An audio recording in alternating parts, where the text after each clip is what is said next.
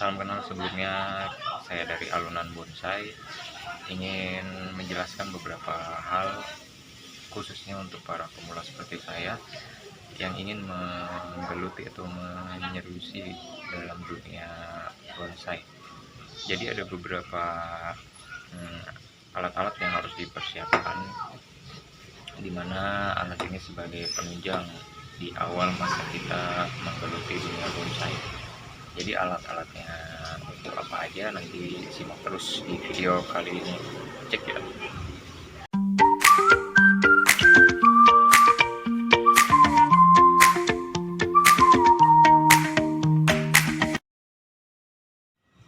Ya oke, sobat bonsai, langsung aja kita masuk ke alat pertama.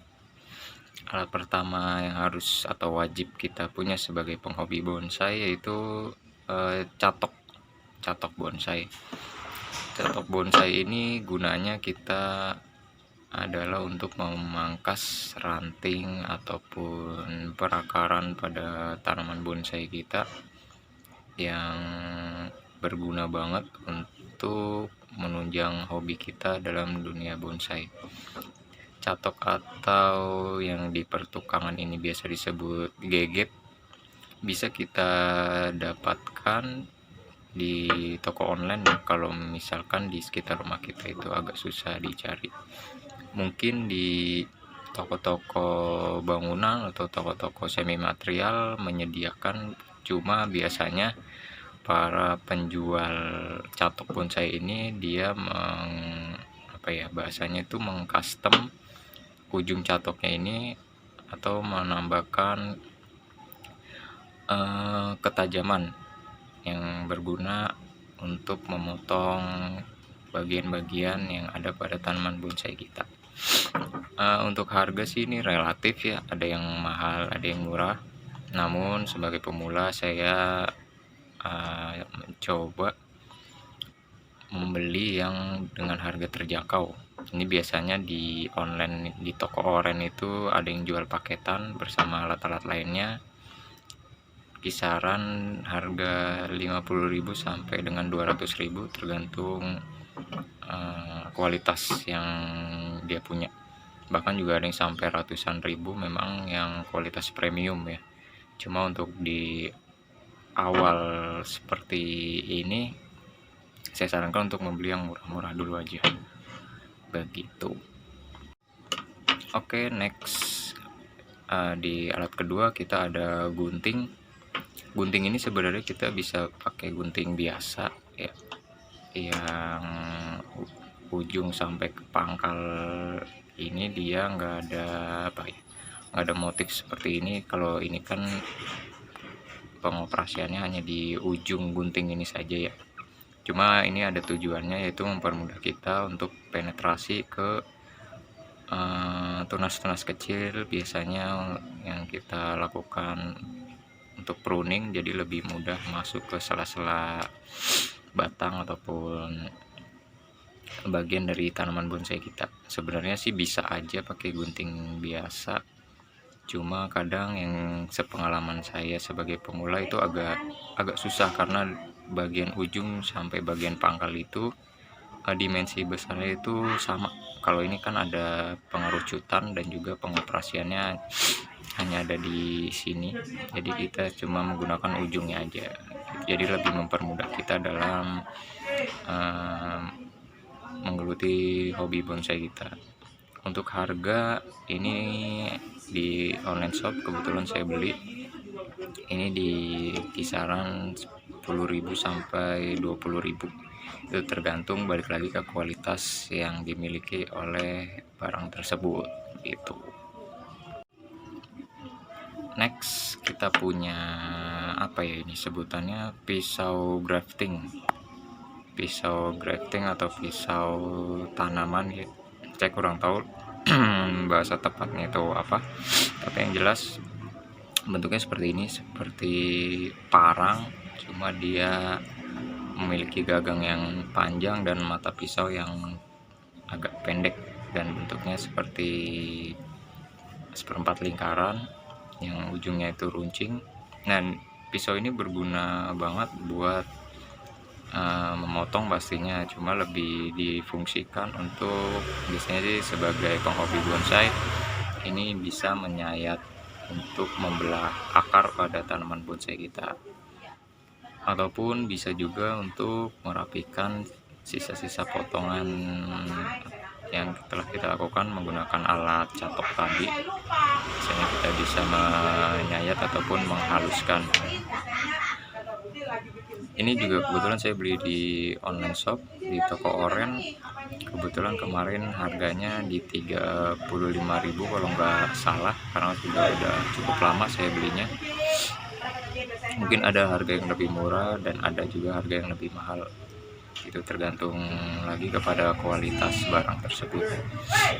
Nah, di sini mungkin agak sedikit mahal karena gagang ini bermotif seperti sisik pada buaya ya. Cuma memang ini mempengaruhi saat genggaman kita menggunakan pisau ini sih. Pisau ini wajib banget kalian punya, meskipun di awal kita belum masuk kepada program pengakaran, tapi ini bisa dipersiapkan di awal dalam menggeluti dunia bonsai ini, begitu. Dan alat yang terakhir adalah ini sebenarnya opsional, tapi saran saya sih lebih dipersiapkan aja di awal, karena mungkin akan terpakai jika kita membeli bahan bonsai baik dari Facebook ataupun dari Instagram ataupun dari online shop. Kadang kita membeli bahan pun sudah ada tunas atau cabang yang bisa langsung kita melakukan pengawatan agar kita tidak terkesan kerja 2 kali. Jadi kita bisa melakukan pengarahan cabang di awal-awal kita menanam tanaman bonsai kita. Jadi saran saya sih ya, ini balik lagi sih ya, relatif. Kalau saya pribadi lebih memilih mencari bahan-bahan bonsai yang baru turun cangkok dengan ukuran cabang yang kurang lebih 1-2 mili aja, karena ini kawatnya berukuran 1 mili.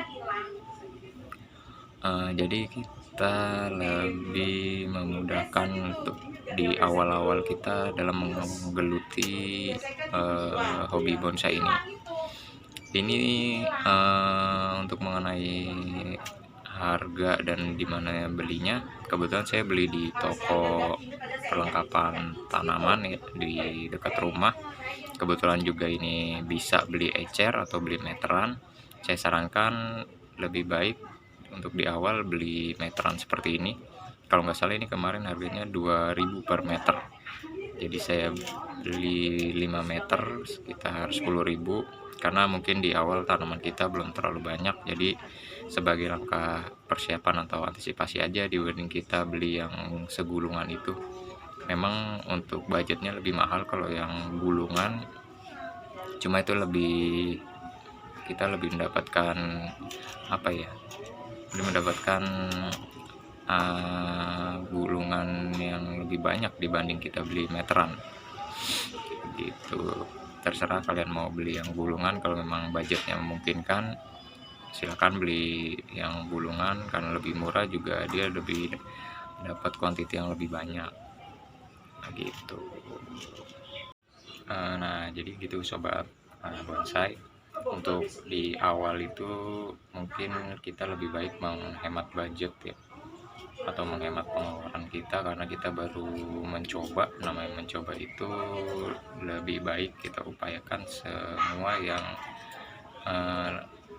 mempunyai nilai ekonomis yang baik untuk kita, karena kita belum tahu kita seberapa suka dengan dunia bonsai ini, kedepannya kita belum tahu. Jadi mending saran saya sih seperti itu pengalaman saya pribadi yang saya lakukan.